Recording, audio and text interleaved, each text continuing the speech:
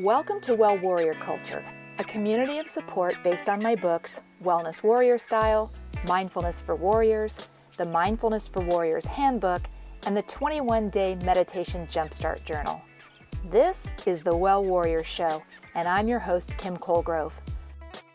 I work with society's warriors, protectors, guardians, and healers, and your families to help you rebuild resilience and embrace well-being. If your profession exposes you to trauma and the trauma of others, Well Warrior Culture is for you. You deserve to live, work, and retire healthfully, and I'm glad you're here. And now, on with the show.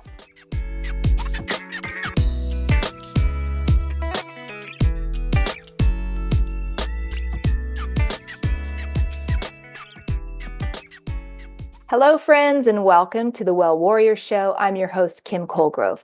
Today, I'm sitting down with Randy Beaton. Randy is retired from fire and EMS, and Randy's one of the warriors that I interviewed for my new book, Wellness Warrior Style. So welcome, Randy. First of all, I want to thank you for allowing me to interview you for the new book. Thank you. The conversation we had it was great.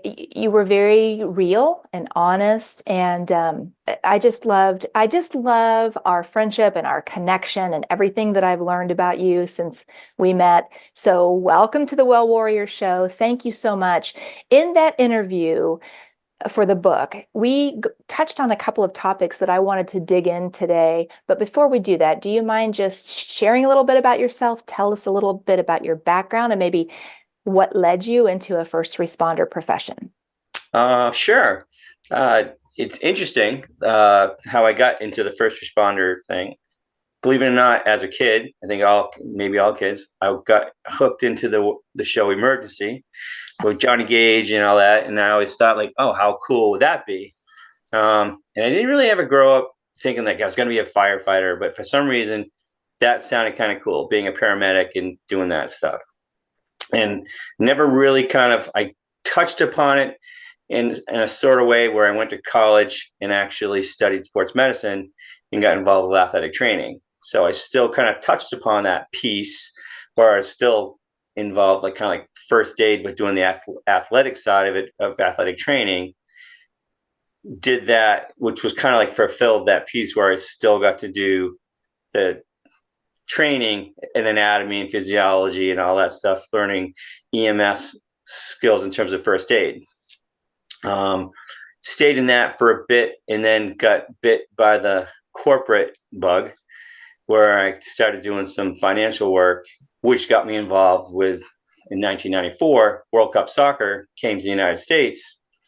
Oh, hey! To work on a loan program, corporate loan. I worked out of Foxborough Stadium where the Patriots play, because that's where the Boston venue was. So I worked there, stepped out of corporate world, got into event management and learned all about how event management worked. And I worked with different people because I was working with venue management accreditation piece. I got a phone call shortly after that, invited to come to Atlanta because the 96 Olympic Games were being held in Atlanta.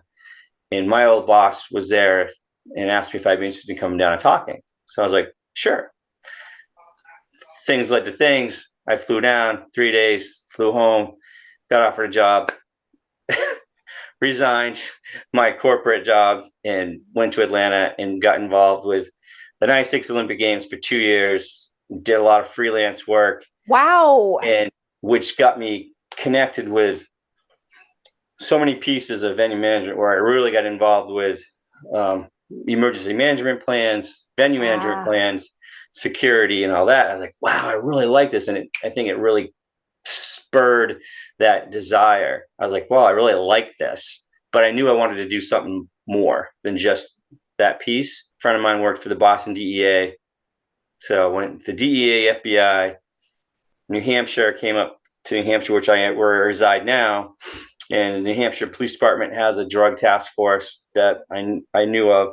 So I interviewed with them, thinking like, this is the direction I'm going to go. I'm like, yep, law enforcement is where I'm going to be.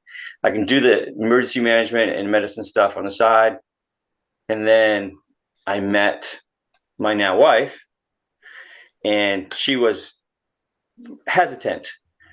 She knew I had a background in EMS, and she was like, I really don't want you to be a cop. Ah, And I was like, well, she's like, I'm like, yeah. As things worked out, because I had my EMS background, the city of Keene that I ended up working for, I knew some people there. I went to the fire academy, graduated, and got out. And my wife was like, I'm much happier with you being a firefighter than you being a police officer. I got offered a full-time job, and the rest was history. 22 years, city of Keene, firefighting EMS, and 22, 22 years on? Yeah. Yeah. Okay, well, wow, that's quite a rich history, a long and winding road that led you to EMS, where you Yeah. spent the vast majority of your career. So let's jump in and talk about some of the things that we talked about in the Yeah. interview for the book. So I believe, I think I had this right, that one of the things that led you to consider retiring or thinking that maybe it was time for you to get out of the job was an experience that you had while you were fighting a particularly bad fire and you had what you described as a panic attack. Are you okay to talk about that? Yeah, I am. And it's interesting because it was two kind of similar events that happened. One I completely didn't think of and really kind of glossed over, which was working a fire from the outside off a ladder, breaking soffits and whatnot. And I would take my pride is that I'm pretty much very athletic, very trained, and do a lot of stuff at the fire station. Always stayed in shape, cardiovascularly. For some reason, I was on the ladder. I felt like I couldn't breathe, and I'm like, well, that's kind of weird. Yeah, so that was the first, as you look back Yeah, I in was like, hindsight, oh, that was okay, your so the that was first, kind of ended up like being a my first panic thing. attack. That yeah, Yeah, but when and it happened, you didn't know what was happening to you. no, I just felt like, man, kind of weird that God, why am I so out of breath and out of shape because I shouldn't be. But it felt like I was like, my God, I felt like I was suffocating, and possibly I was like, man, am I gonna have the big one right here? Is my family gonna like? Ah, And I took a break. I went to I went to one of our ambulances and sat for a minute, and I was like, that's kind of weird. And I kind of wrote it off as like maybe just you know, weird sleep patterns, dehydrated or whatever. I made a lot of different excuses or analogies. The big one really happened is it was a big, huge building fire. Went in, we went up, we had someone trapped in the second floor. We went in, found a person in the hall, which was like zero visibility. We couldn't see anything. oh, We managed to find the person. We had like a thermal imaging camera with us so we could see the person. And then my partner got them to the top of the stairs. My partner took them down to the outside. And then I was told, keep going down the hall, do a search, a right hand search, and just keep going, and someone will be up behind you. We had a hose line at the top of the stairs. I'm like, okay. So I went in, feeling around, went around the corner, and then it came to the end of the hall. And all I could think was, it was like as if someone had a stereo on full blast, like a record player. And uh-huh. all of a sudden, someone lifted the needle up, and everything got pin drop quiet. And it probably lasted like 5 seconds, but it felt like it lasted minutes. And I was standing on my hands and knees, and I'm sitting there. I was like, I couldn't see, and all of a sudden, it just felt like this huge bubble. And all I could think of was my family. I said, "Does anybody know where I am?" Um, a floor above, fire that's blowing out a window, and I just had this moment of like, what? And then it was as if someone turned the power back on and put the needle on, and the music went brr, brr, brr, brr, brr, brr, and it was just like real time. And then I felt Wow. someone come up from behind and bump my backside in my air tank and said, "Let's keep pushing." So all of a sudden I got up and was breaking through a door. And the whole time that happened was kind of weird. And I really had time to think about it because we got evacuated out of the building because of conditions. And all of a sudden I'm standing outside looking at this building. And all of a sudden I was like, wow. I looked down the road. I'm like, huh, my house is like a mile, like less than a mile down the road. I could just walk home. No one would even know. And I'm like, oh, Central Station is about the same distance. I could walk up there. No one would even know up there. And I said, like, yep, I'm just going to check out. But then obviously I didn't. And I stayed. But I never talked to anyone about any of this. You never told anybody you had this experience? I didn't tell anyone I had this experience. Oh my goodness. And at the same time, I was walking to one of our ambulances. There was a person, like, I don't know if a homeless person or whatever, splashing around in one of the big puddles that ended up, because we had water everywhere. Mm-hmm. And then I saw two police officers pick the person up. And I went to step into the ambulance to get a pair of dry socks out of my go bag. And then I heard the two police officers yell to me. I pop out and I see the guy on the ground. Well, the person had overdosed. Oh. So all of a sudden they're yelling to me to do something. I'm by myself, still in my air pack. And this is right on the heels of that panic attack that you had. And I was my like, gosh. okay. I was like, okay. And then basically I was trying to orchestrate what I could orchestrate while telling them I need this bag, I need that bag. And then I had, all of a sudden it was like all these bystanders standing around saying like, do this, do this, do this, do that. And I'm like, I was like, just somehow or other, managed to, get through the problem, get the person and transferred him off to another ambulance crew. But it was all I could think of was at the time that I'm kneeling down at the head of this person trying to, like, John Wayne time, as they call it. And then came home. I remember coming home that day, and it wasn't until 2 days later that realistically I had a conversation with my wife on the telephone. Like, I was doing some student teaching at the local high school. So I had a day off. So I went and taught, but I came out, she was traveling out of town with one of her friends. And we were talking, and I said something. So I said, oh, are you driving by yourself or are you with someone? She says, oh, no, I'm with so-and-so, whose husband used to be a firefighter who had retired. And I'm like, oh, and we started talking about something. And all of a sudden I lost my composure.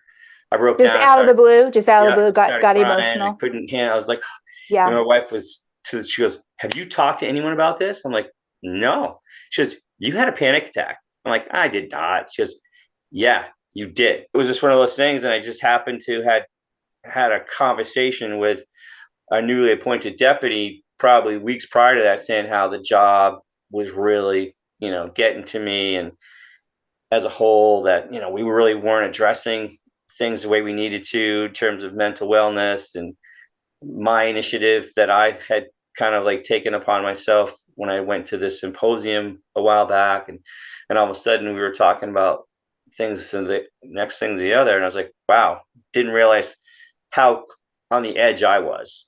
I hear this from a lot of people, Randy, that in fact, I talked to someone yesterday who said something similar, that he had started some wellness initiatives in his own agency and was all about peer support and helping other people, and had no idea that he himself could use some of that mental health wellness and some of the things he was bringing in. I hear this all the time. Mm-hmm. You guys are so conditioned to be the helpers, to help other people, that you have blind spots sometimes to your own pain or struggle or suffering. And I think this conversation is so important. And the reason I wanted to talk to you about the panic attack is because I guarantee at some point there will be somebody who listens to this who will start thinking, well, was that a panic attack that I had the other day? And I want to encourage people, who hear this. One, it's very common. Two, it's very common for someone to deny they had it or not know what's happening to them. very common to then keep it secret. Am I right about all this? Then keep it secret, not share it with anyone at work. Oh, for And sure. yeah, yeah, Yeah, because you look at it, you're like, wow, and they always say, the you're only strong is the weakest chain kind of thing, and you don't ever want to be that weak link in the chain. Or to me, like like when I was on that first outside fire and stuff, I was like completely. I was kind of like bashing myself a little bit. I'm like, how is it that I'm so out of shape? Like, what happened? And I really felt like, oh my God, am I going down? And then all of a sudden I'm like, no. But I couldn't help but feel self-conscious because I felt that I let, my, like, actually I was working with one of my lieutenants. So I was like, so I kind of felt like, wow, I let my lieutenant down because I'm doing a job. And then I needed to come off a ladder because I felt like I couldn't breathe. I'm like, I was like, man, yeah, yeah. what does that say? And so, This, but you kind of make excuses to things, or you try to just rationalize. And I was like, wow, realistically, it happens, or these are realistic things, and you really start to embrace the fact that, wow, what panic attacks are, even though they can be so widely different. yeah, yeah, Realistically, yeah, you say, yep, it's kind of like, to me, it was just a wake up call. It's like, your yeah. body's telling you something. Like, part of me, like that, when I was in that second floor, there was a part of me that wanted to just, like, that whole thing of, like, there's like the voice in my head that said run, and a part of me wanted to just, like, take off, like, Just because I bolt. was like, Yeah, yeah, but I was like, well, I can't. I have a job to do. And I think that's what kicked in. It was like, no, I have a job to do.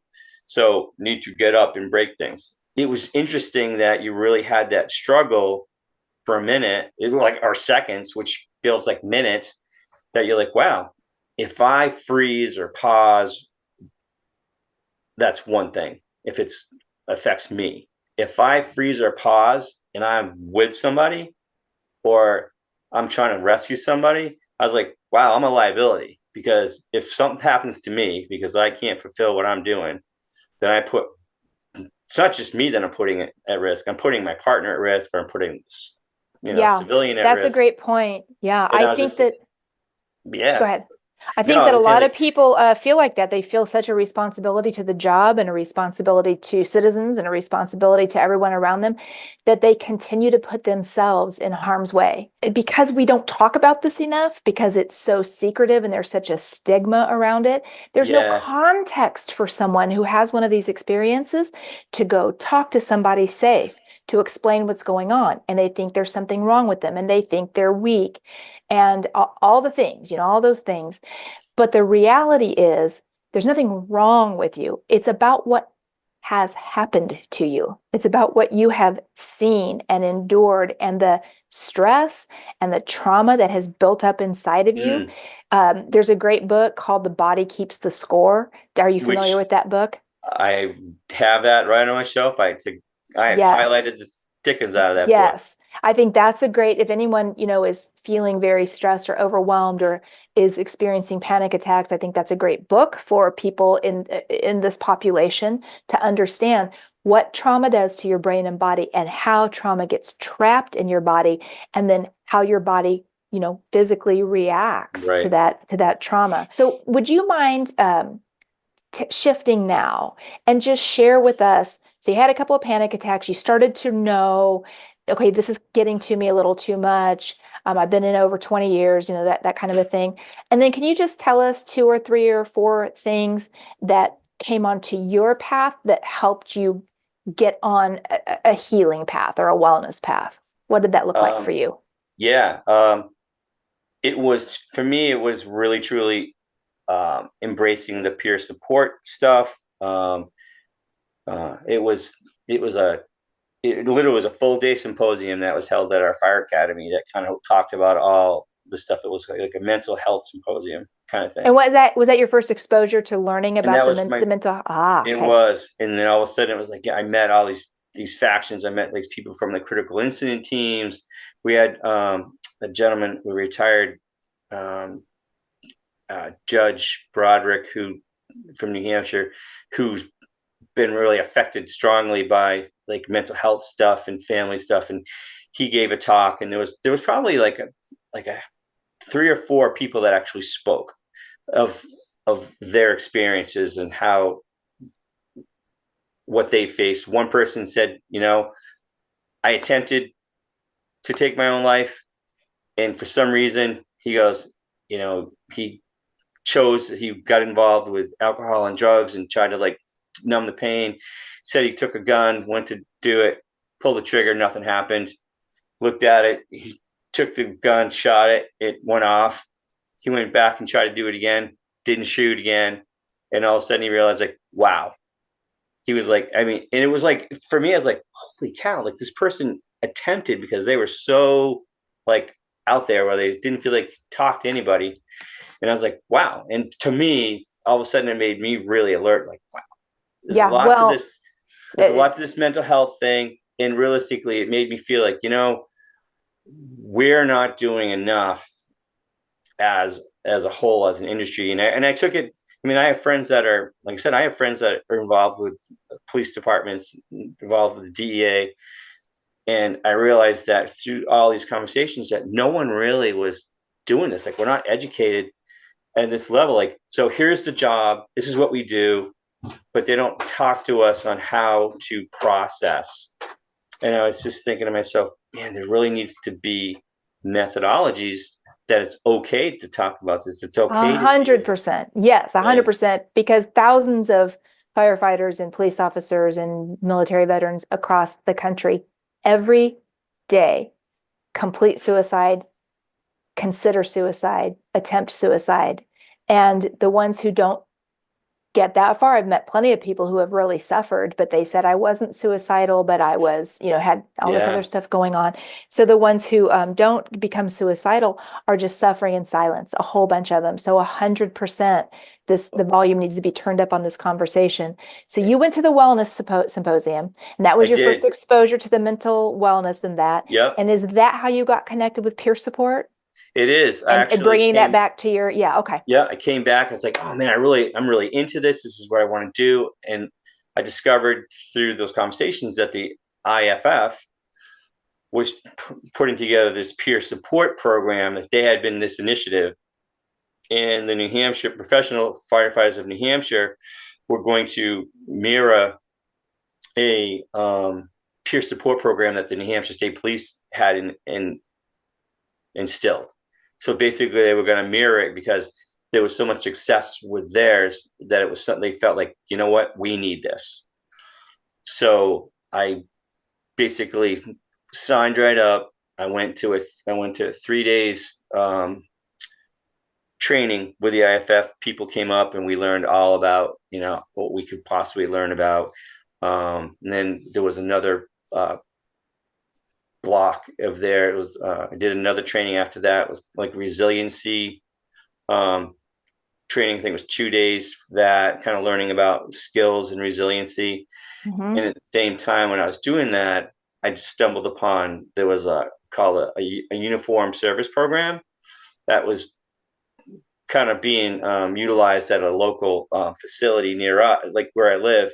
It was called and it was like an inpatient outpatient kind of program, resiliency. Well, these people started another like a satellite, and I kind of talked about it. So I brought it back to the department and said, hey, this is out there, so forth and so on. And I finally came to the realizations that I can talk the talk, I need to walk the walk, and I need to send myself to this program because I need to find out what it's all about. Fantastic. I want to pause you there for just one Yep. moment and just like, so for anyone who's listening, this is key. This is Yeah. this is so important. I've met so many formal leaders over the years doing this work who would do anything for their people. They'll bring in, they'll bring in mental health training, they'll bring in resilience training and that, but they don't come to the training. Or I kind of get to know them or have some conversations and I realize they're bringing stuff in for their people. They're not taking it. They're not doing it. They're not utilizing it. They're not walking their talk. It's another version of that. I put other people ahead of myself. I take care of people. Yeah. I'm the help. So I think it's really important for people to recognize that you can't just bring in help for other people and recommend other people go get help. You also have to do a little introspection and a little, True. self-examination and be self-aware. Because if you've been in one of these jobs for any time, 5 or 10 or more years, you probably are carrying around some trauma and some mental health issues that it'll be helpful to work through. So Mm. let's shift a little bit and talk about you independently or you personally now, because I know that you got very active with peer support and you're still active with peer support, and I am. I'm sure you've probably helped a lot of people. But let's shift gears and talk about you independently. So you went to it was inpatient or outpatient? An outpatient? Outpatient. You And went through that. Was that a bit of an eye opener for you as well? it really was. It was definitely an eye opener. And I think one of the things that added to the eye opening effect to it was first weekend, I actually was watching one of my son's lacrosse games, and we were coming home, and I'd been there all day, came to watch this game, and as we were driving home, we stopped off someplace, and my wife ran into the store, and my son said something to me. He goes, "Dad, can I say something to you?" I go, "Yeah." He goes, "It's not bad or anything. It's whatever." I'm like, "Yeah, no, you can tell me anything you want." He says, "I've really noticed a huge difference in you." And I was like, Interesting. "Whoa." I'm like, "Okay." So that for me realized, like, you know what? I am smoke and mirroring my way through family life right now. Like, I am bringing more, as much as I told myself that I wasn't bringing it home. Like, I was of the person, I was one of the people that probably started the trend. Like, I always went to work in street clothes, came home in street clothes, never wore my uniform Ah, interesting. home. So I always shower and dress and come home. So I always think like, oh, I left it all there. Mhm. Well, I really kind of wasn't. I was still taking the backpack a little bit, and I was bringing it home. I wasn't allowing myself to be vulnerable in a lot of ways, but at the same time, I was kind of going through the motions. Like my wife said, you were a great provider. However, you were kind of like robotic a little bit. All of a sudden, Yeah. I wasn't emotionally probably available, and I probably wasn't as open when I thought I was. I wasn't talking about whatever issues it was, and whether it be the toxicity of the environment, which I think any fire, EMS, police environment, it's toxic. It's a bunch of people that just whatever. It's like you have all these personalities, and everyone's trying to figure out where they fit in a hierarchy of personalities. And I think Yeah. for me, I took it to an nth level where I was like very sensitive to whatever. I would withdraw, and I would like to just kind of like protect myself. So by doing that, I was like really like withdrawn at the department, withdrawn at home, but I thought I was doing all the right things. Yeah, Like, that's oh well, really common. What you're talking about right now, I hear this from so many people. you know, And one thing I want to do moving forward is talk to spouses more and really engage and bring in families more, because um, withdrawing at home and disconnecting from family and then losing your desire to do the things you used to want to do, like mm, you have to drag yourself more to the family events and the celebrations, or sometimes even the sporting events or your kids' performances, and like all the things that you used to love to do. This is really common that I hear yeah, people say, I was so exhausted and they'll say, well, I realize now I was struggling with some depression. I didn't realize it at the time, hmm but go home and you just want everyone to leave you alone and go to work, do your job, come home, leave me alone. Well, that destroys relationships over time. and And it does. yeah, and and you and me talked about this just a little bit before we turned the camera on. And so I love to hear people like you talk about, I was there, I was withdrawing from my family, and that was not going to go down a good road. And and your realization now, like you mentioned something earlier about being so grateful that you stepped onto this healing path. And it's one of the reasons Mhm. why you continue to do your own work, because it's completely changed, improved your family, your dynamics with your family and your relationships. Oh, it really has. And I wanted to go back, if we could, really quickly, Yeah. and go back to you individually, you independently, and anything else you can think of. So you went to the wellness symposium and then peer support. And then did you begin therapy while you were still employed, or you started therapy after you separated? I actually had started while I was still employed, and that's what kind of like all of a sudden it was like the switch, the flip. When I was going through a bunch of stuff, I was like throwing some stuff out there, and Mm-hmm. I was like, ah, Okay, I'm glad so to hear that. And so what I want to ask you about that is, I know you know a lot of people, in these all these different professions, and it's very difficult for a lot of people to embrace therapy or to take that first step. People mhm, are afraid of it. They're afraid to, like you said, start peeling back the layers of the onion. They're afraid to get down into it, that those emotions or the memories or the images will devour them. And yeah, but you have found therapy to be helpful. So I want to put that out there, because you and lots of other people I've spoken to. And I then really from have. therapy and from your wellness path, can you tick off anything else? Just any wellness interventions, any books, any programs? Like, what did you find on your path that would give other people some ideas? That Um, you found helpful. Did you do any particular EMDR, any particular therapies, or what were those key things for you along your path? I found that, believe it or not, I found that adopting some kind of yoga has Nice. been Okay. helped, and it's like and I kind of like um, I said, I found a few different books like on mindful. I kind of like did a bunch of books on mindfulness and resiliency. Um, like I said, there's a whole host of things that I kind of, That's how you and I got connected, because yeah, you and reached out to me after you read my first book. Yeah. yeah, and like I said, stumbling, and it's like I wish I could remember how I found your book, but like your book further just catapulted me into like, wow, all of a sudden, like you're like everything you wrote, I was like, whoa, And that was it the just, first book, Mindfulness for Warriors. yep. It's I'm been like, re-released now as the Mindfulness for Warriors handbook, but that's the book where I told the story about losing my husband to suicide. and it it Yeah. just it really to me it just really hit me.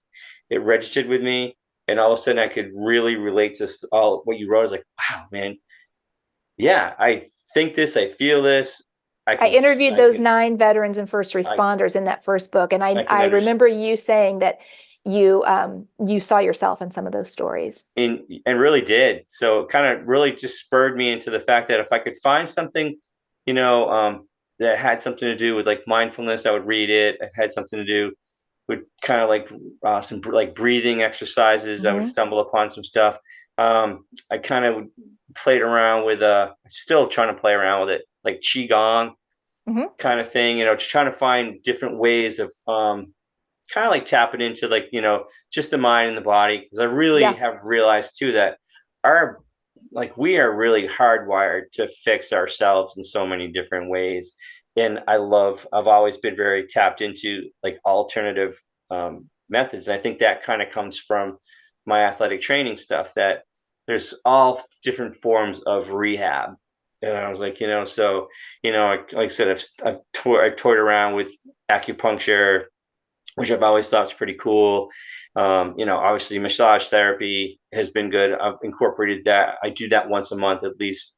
I say, you know what, once a month I'm going to go someplace and have someone just work the knots out. Yeah. Um, Yeah. Reading has helped. I've, to me, spirituality, like obviously, I mean, I was raised Catholic, Hmm. kind of ebb and flowed always in and out of the church. I've always kind of held my beliefs to whatever, but I think I've also even gotten more reconnected spiritually, Hmm. that I'm like, like just pausing for a moment, like being grateful, like maybe, praying. But realistically, I always say, when I wake up, it's like, I say, wake up, sit up, stand up. And that's my thing. And, and a lot of times I'll find myself sitting at the edge of the bed, and I'm like, I'll just either consciously or say like, thank you for this day. I'm grateful Nice, that I'm nice. awake. And I There's a think ton of that's, research to support gratitude as a very healthy practice. Yeah. and, and it comes down to that simplistic thing. It's like, you know what? You're not going to have a stellar day every day. But then again, just being thankful and grateful for being where you're at perpetuates some sort of happiness. If I tell myself I want to be happy, then I can have a crummy day. I can have a disagreement with my spouse or whatever and say, you know what, this isn't going to be the end of the day. It's like, you know what, we're going to disagree on something, or this didn't go well. Guess what? Thanks, I'm alive. Things could be 10 times worse. I mean, I'm not always a perpetual ball of sunshine, Yeah, yeah, but I am agreeing with everything that you say, but I also agree with that. Like I can do that on most days. I can do yeah, that, but I but also I've know that really, we will have a lot of people listening to this that will be in that dark place, in that yeah. place where And they'll be thinking, I don't have anything to be grateful for right now. I'm absolutely miserable. So I've used I your just want site too, the Pause to First pause First Academy. Academy. Yep, I've utilized that. Yay, yay, So, like yay. I said, there are tools out there. It's just realistically making the commitment to do it, and it's really hard sometimes to push. Like, it's like, oh, I want to work out every day. Well, if I don't work out, then I can't punish myself. Like, well, I'll get to it tomorrow. But that's the thing. It's the mindset of realistically saying, like, you know what? In my mind of minds, I have good intentions, and if it doesn't happen, then I have to realistically work hard at saying, I'm not going to, lash myself with a wet noodle kind of thing. It's like tomorrow's another day and we'll get it done tomorrow. Um, Yeah, yeah, yeah. so, Okay, let's use this momentum here to kind of do our segue yeah, into our um to closing and saying goodbye. So I'd like to give you a minute or two to provide advice for someone who might be listening. And maybe it's someone who's in a dark place, and maybe this is the first thing they chose to do was come to listen to this and they're really not doing well. Or maybe they're, in between. They're considering wellness. They kind of don't know what to do or how to get started. We've named some things today, some resources. You've talked about going to a wellness conference or a wellness yep. symposium. You talked about being open to therapy, about opening to peer support and getting involved in peer. So that's some ideas for people that, but what advice, if you think back to when you were not in great shape, those last couple of years and things were getting hard, and then you're this kind of long and winding path, and then you now where you're clearly on a wellness path and you're doing great and you're staying after it, what advice would you dispense to somebody who's out there, just to give them some hope? um, Simplistically, it's more like if you take that minute, you sit down and you just write down all the things, even if it's like four things, two things, like things that you're grateful for that you might not really think about on a regular day, like, and it doesn't have to be big. Like I said, one, being grateful for waking up each day. If you're in a relationship, saying, wow, I'm really grateful for my partner. And for me, it's also like my kids, or the fact that it's like the simplistic thing of like, wow, roof over my head. I've always looked at it as like, um, I don't, I may own a house, but realistically, I live in a home. When I felt like I was so far off in the dark, realistically, my family, who is everything to me, I realized like, wow, do I really want to lose this? No, I don't. That Yeah, being vulnerable to them is okay, and realizing that, so the things that I'm grateful for waking up in my home, but I'm grateful that I have a spouse and a partner that is my friend, that's realistically, what, will talk to me about stuff. Like, it doesn't have to be, you know they're affected by this too. Like my wife was just as affected by my career as I was, if not more, and yeah, so you are had a my turning kids. point. You had a turning point on the day that you that you decided to talk to your wife about the panic Yeah. attack, and that you got emotional and kind of allowed yourself to be vulnerable and unravel a little bit in front Yeah. of her. So maybe a first step for someone who's in a dark place or struggling on their own is find one person you can talk to. Find And one person you can talk to. I completely agree. And then that's just the thing, is like realistically doesn't matter who it is. It's just being able to say, like, you know what, it's just there's one person out there that you can feel that you can say anything to. Yeah, they can be Um, on the job. It can be someone, a coworker that you trust. It can be a you know, trusted mentor. It can be a friend, your spouse, a sibling. But holding it in and living in survival mode, that is not sustainable. That is not. So mm-mm. if a person doesn't know what to do, and there's not a wellness symposium coming up that they can attend, or and they just, that maybe their agency doesn't have a peer support, then that stuck with me, that when you finally talked to your wife and she was able to say to you, you had a panic attack, and that kind of opened everything up for you. Um, you know, for people who are struggling right now or suffering, find one person to talk to and then go from there. We're offering resources here. I have lists of resources in my book. If somebody needed to email me and ask me for my list of resources, I'd be happy to email that to them. It's key to be open to that. Like I said, because it's like it's a tea kettle that's whistling, but you don't hear the whistle. Oh man. Everybody else may hear it, and the fact that all of a sudden, if you're willing to say something, someone's like, "Whoa, here, let me take this pot off the stove because I can't hear you over the noise." And you're like, "Oh, what noise?" And you realize when they take it off, you're like, "Oh, that noise." So realistically, Yeah, that's that's a kind of great what it is. analogy. Yeah, that's a great analogy. I am very glad you found a healing path, my friend. And I'm glad that our paths crossed. And I'm glad that you reached out to me after you read the book, because we've been talking back and forth for a while now, a good couple of years. Yeah, And yeah, and once I kind of got to know your story, I was really happy that you agreed to allow me to interview you for the book. I'm happy for you. I'm happy for your wife and your kids. And I suspect that you still have a bright future ahead of you, because you're still young and there's still a lot you can do. And oh yeah. I'm just in awe of your path and your strength, and then your willingness to share your story and help other people. You'll never know how many people you reach from your interview in this book. So thank you, Randy, very much Well, for thank you. your Like I said, time. Yeah, thanks for your interview. Thanks for your it's been a openness. pleasure. It's been, like I said, it's been a pleasure becoming friends with you. And like I said, I believe in everything that you stand for, and you're just doing such a great job by reaching out and sharing your stories and your vulnerabilities to us, which I think gives us strength to do so. So Well, thank thank you you. for that. Thank you for that. And thank you for helping me turn up the volume on this conversation. These are crucial conversations.